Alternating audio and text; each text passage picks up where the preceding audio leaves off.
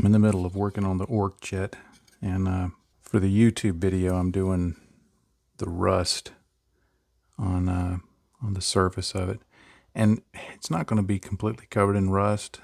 The video is more about doing rust than it is about making this thing rusty, because I'm going to paint over a lot of this. But you can see just the various. You'll see in the video that I just demonstrate some various methods and things like that for adding rust, and it's just plenty of surface area to be a good demonstrator model. Also went into quite a bit of detail about rusting the exhausts, and they're obviously really rusty. But again, the point is not so much, okay, I'm less worried about making this thing look really super rusty than I am talking about how do you make stuff rusty. So I'm going to leave these like they are, but the point of the video is all about rust. Anyway, as part of getting all of that done, I need to get the interior parts painted up, and I'm going to do that here on Patreon. Now the pilot he's pretty much one piece, and then he's got his big old giant head that goes on there. I've left that off to make it easier to paint. And then there's this, apparently what is called a snotling in the back, and he's the rear gunner, and you can see his little feet there in the molded into the bottom. That's kind of nasty, but anyway, I guess if you're called a snotling, you're pretty nasty anyway. But then there's his gun and the instrument panel that will go up here when I put the pilot in. And I decided to name the pilot Orville the orc, and the little snotling in the back, because apparently, according to lore, they're pretty much disposable. If he gets mad, he just throws him against the wall or something. So the life expectancy of a snotling is apparently pretty low. I'm going to name him Timmy.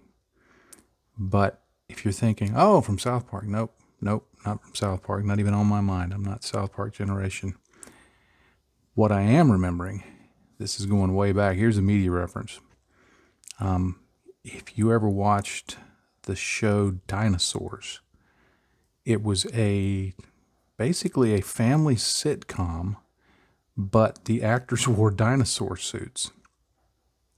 And they did some animatronics and stuff like that, but it was live action. But it was this family of dinosaurs. And there was always this conflict between the baby and the father. He would hit the father and, hit him like with a rolling pin and say, not the mama, not the mama. But there was this science show that they watched with, it was kind of like a Bill Nye the Science Guy kind of ripoff. And there was one episode where they were working on testing a rocket engine, and the scientist was working on it, and he went around behind the blast shield and told Timmy to, stand there and see if it worked. And the little kid Timmy goes behind it, and he fires up the rocket engine, and it, blasts Timmy into oblivion. And the little baby dinosaur starts saying, "He's gonna say it. He's gonna say it." And the scientist comes out and looks, and he's like, "Oh well, time for a new Timmy."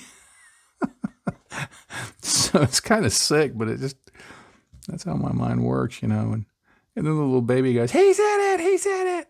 Something like that. It's been 20, maybe even 30 years since that was on. But anyway, long story. The reason I'm calling him Timmy is because I'm thinking time for a new Timmy. So that's the media reference there. Now, first, I need to get to all the parts that are back behind everything. A little more difficult to reach. So I'm going to start with his pants, or if you're in the UK, his trousers.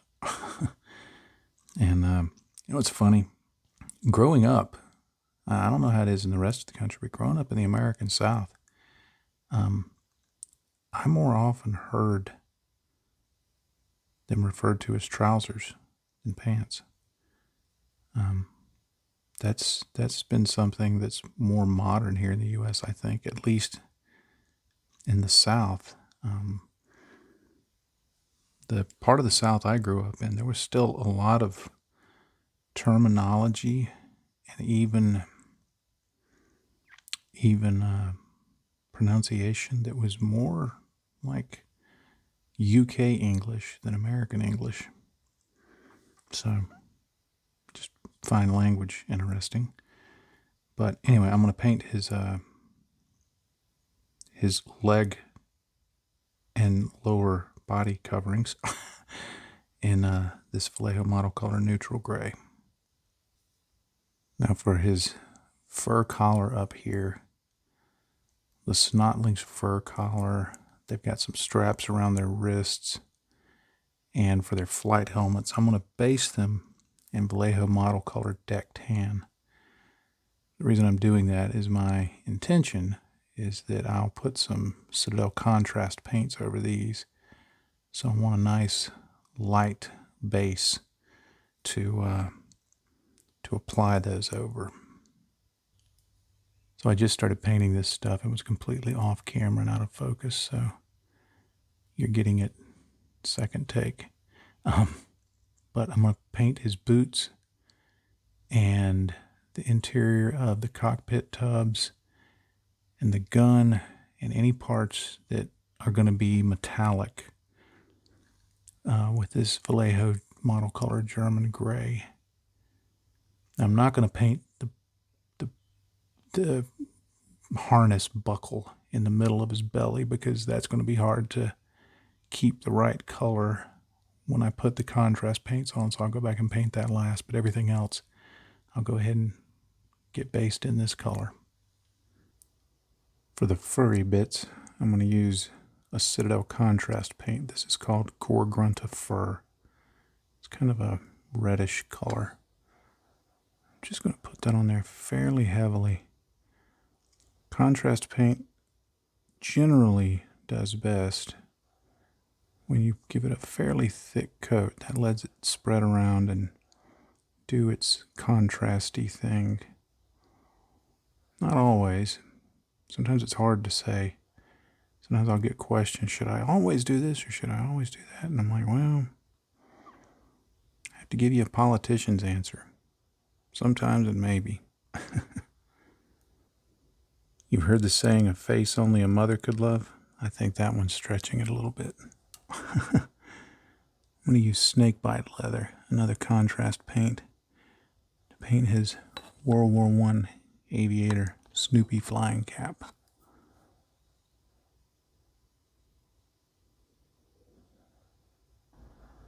Now I'll paint his wrist wrappings with Skeleton Horde. It's another contrast paint.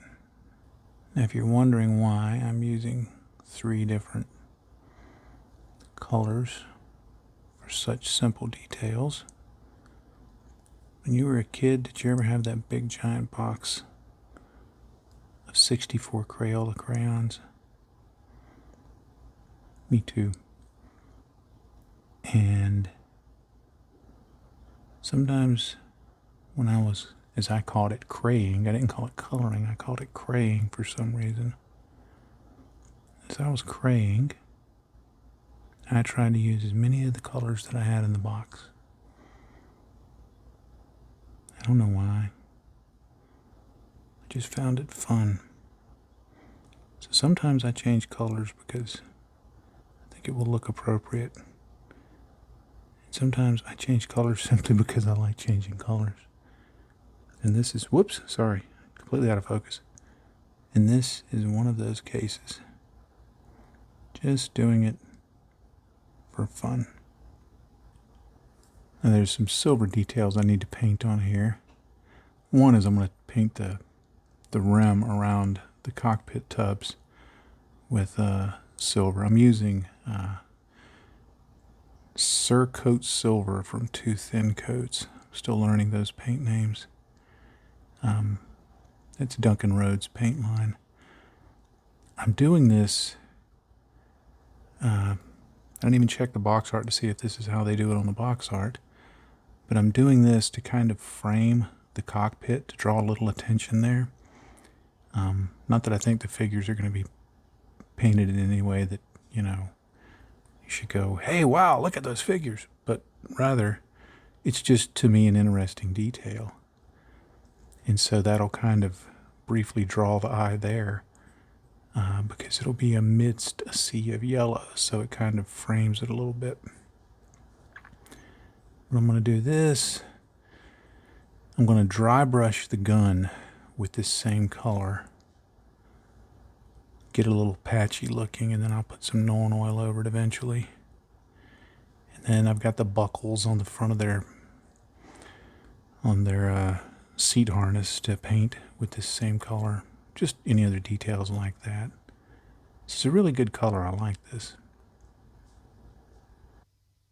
Now to start painting the flesh, I'm going to base it in this. It's one of my favorite names to say, green. So, I know it's supposed to be said with more aggression, but it's 5 o'clock in the morning and I'm not feeling real aggressive right now. I'm going to use a recipe that I guess you'd call fairly, I don't know, classic, standard, old school, whatever. It's one from the old Warhammer TV, back when they actually showed people's faces and named them. But I'll base it in Wa Flesh and then put some Beal Tan Green on it for a shade, and then do highlight with War Boss Green and then Skarsnik Green. And I've looked at several different recipes. That one was a video that Duncan Rhodes did several years ago. He's done more updated orc videos on his own channel, and painted them slightly different.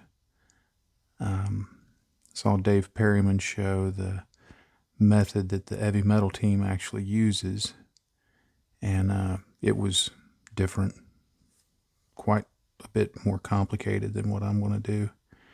So I just decided to go with something that is very, I suppose you'd say, traditional.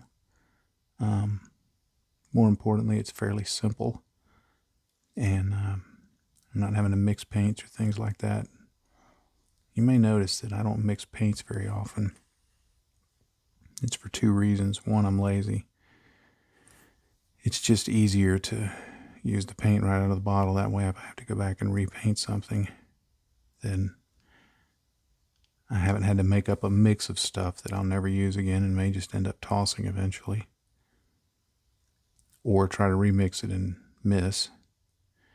And two, because, people tell me enough, that, hey, I tried the method that you showed and it worked well for me. I figure, why make it difficult?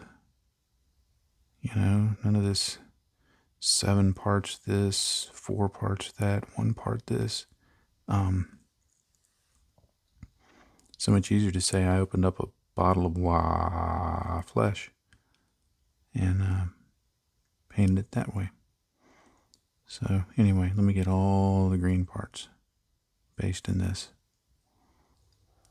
Now I'll paint all over that Wa Flesh with a shade called Beal Tan Green.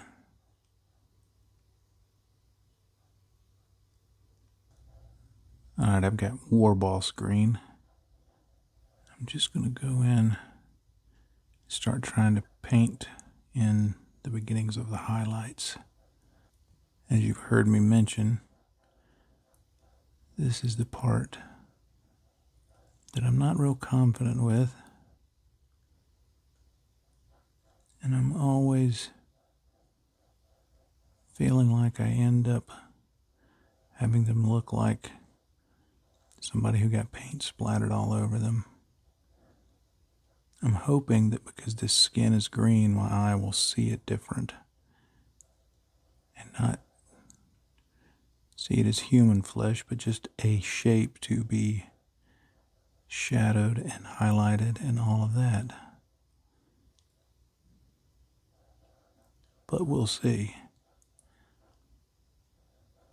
I've thinned this about 50-50 with water, so it's reasonably opaque, but it still gives me some control. What I'm going to do is I'm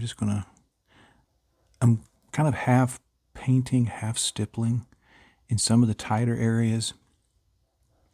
Something I've noticed that painters that I respect do. They tend to stipple in areas that are harder to reach, or where they want to build up the color and give themselves, I guess a little leeway in terms of how it's looking, and you just keep stippling in and getting closer and closer to that dark edge until you get it like you want. So I'm going to keep doing this with this Warboss green, and we'll see how he ends up looking. Now I'll use Skarsnik green to try and add in some additional highlights on my highlights. This is where we'll see it's going to go off the rails or end up looking reasonably orcish. I have to stop every now and then and go, okay, breathe.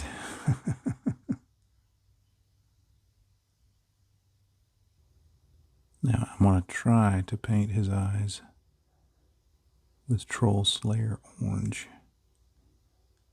And you know what I'm going to say next. I'm going to really have to do this mostly off camera so I can see what I'm doing. Now I painted the pupils off camera. I'm happy with that. I'm okay with that. I used what size did I use? Size 3. This is it's from Michigan Toy Soldier, but they're basically reselling the Rosemary & Coast Series 33. I mark my 33s and 99s and 93s by color on the tip, so I know what I'm looking at. But what I thought was a little funnier was the little dude in back. I gave him a cross-eyed look, which to me is really funny because he's the one shooting the gun. So, yeah. I wanted to have kind of that minion look, with the magnified eyes through the goggles. So I'm pretty happy with how he's looking. Now I'll use that same little brush to paint the teeth. And I'm going to paint the toenails. This color is Dragon Fang, and it's from Two Thin Coats. Now I'll highlight the teeth with another Two Thin Coats paint. This one's called Vampire Fang. They like the Fang name. Now for Orville's goggles, I want to use some Druki Violet. It's one of Citadel shades.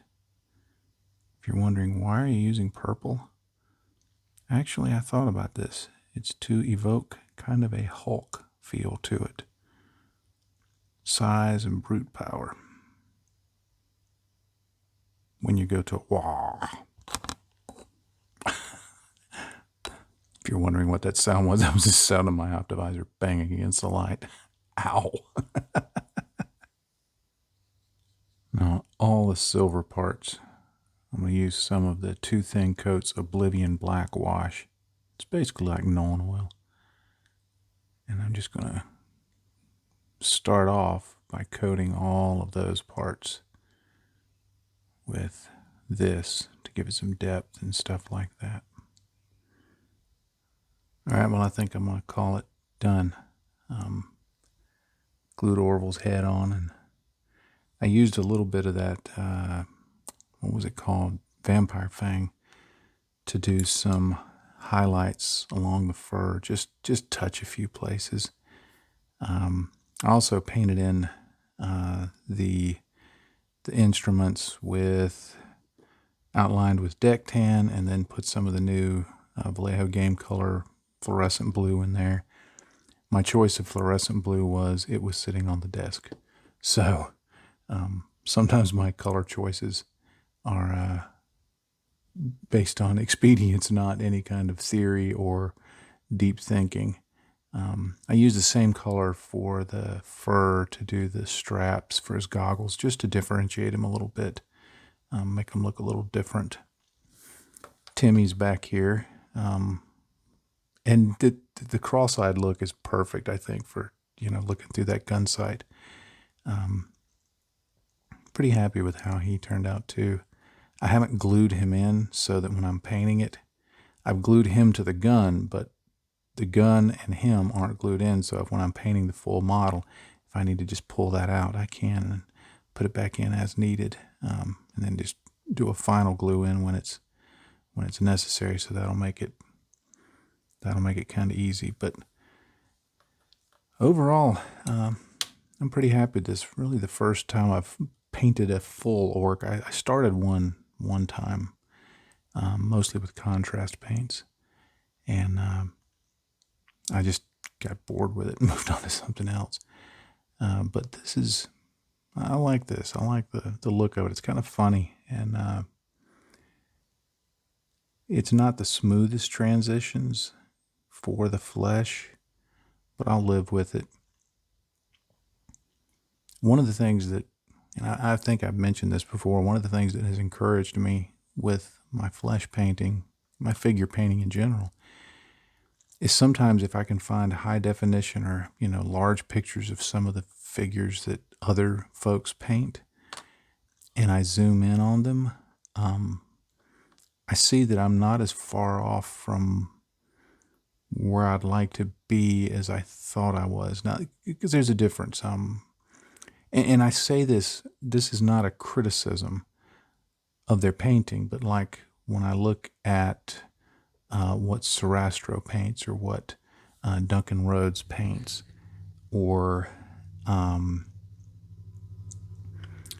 other guys like that, what they paint is awesome. When I really zoom in, you can see some of the texture, you can see some of the brush strokes, you can see some of the transitions that aren't 100% smooth. Now, I think those guys would tell you, well, they're not trying to do it that way. Can they do it that way? I'm absolutely sure they can. You look at somebody's work like Sergio Calvo, or, some of the work that Richard Gray does where he's really, really going for, competition level painting. There, the transitions are really smooth, everything, the blends are beautiful, but they're also spending 100, 150 hours on a figure. And so I realized if I'm going to spend essentially an hour on a figure, this is pretty much how it's going to look. I mean, I can get better with those blends. Like I learned some things that I think I can apply next time to doing skin like this.